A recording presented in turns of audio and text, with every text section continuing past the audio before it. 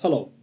It seems that the Trump administration and President Trump, backed by the Zionist lobby in the U.S. Congress in Washington, D.C., AIPAC, is insisting on doing a military operation on Iran and refusing to make a deal that respects all sides, respects the sovereignty of the Islamic Republic of Iran and the rights of them to defend themselves.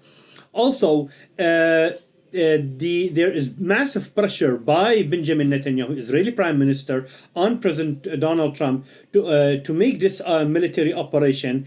And as we are seeing today, the American military has gathered in the Middle East for the biggest amount of U.S. military in the Middle East since Desert Storm 1 that George Bush the father did, it seems. But the problem is today, if this war starts between the Islamic Republic of Iran from one side and from the other side, Israel and the United States, we are talking about massive destruction, massive number of killing.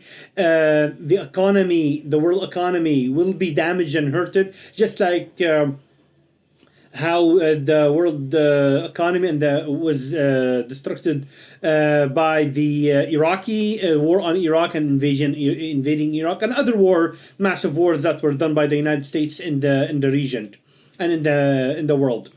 Today we are seeing that the tension is on the highest level. There is a lot of countries trying to pressure and to convince President Trump to not do this war, like we're talking about. There is Saudi Arabia, we are talking about Qatar, we are talking also by the UAE and other countries. The problem is today the war, Iran won't be by itself, and it will be also with other allies of them, and that is the militias they are supported by Iran in the region. Here we're talking about in Iraq al-Hashd al-Shabi, we're talking about Hezbollah in Lebanon, we're talking about the Houthis in Yemen, and we don't know even other pockets that that no one knows about will also be open, and battlefields will be open, maybe in Africa, maybe in Sudan, maybe in Libya.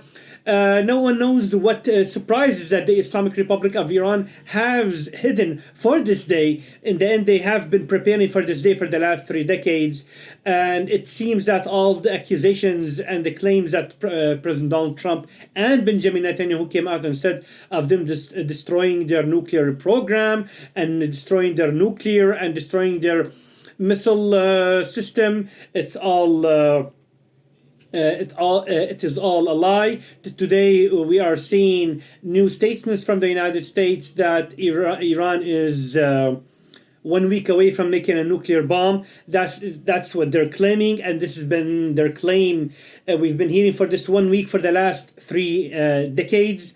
Today in the world, there is very few countries around the world trying to decrease the tension. There is some European countries, there's Russia, there's China, who are trying to decrease the tension in the world, because this war, as I said, it's not going to be only between Iran and the United States. Iran, United States, Lebanon is going to be involved, Yemen, Iraq, and the Islamic Republic of Iran. God only knows. We don't. Maybe, as I said, other battlefields might be open, and to take advantage of this. So we are talking about a regional war that will start from Central Asia all the way to Africa, and the problem is that President Trump is not seeing or is not reading clearly, because he's not a politician and he doesn't have the expertise, and he is run by the Zionist lobby and the deep states in the Washington D.C.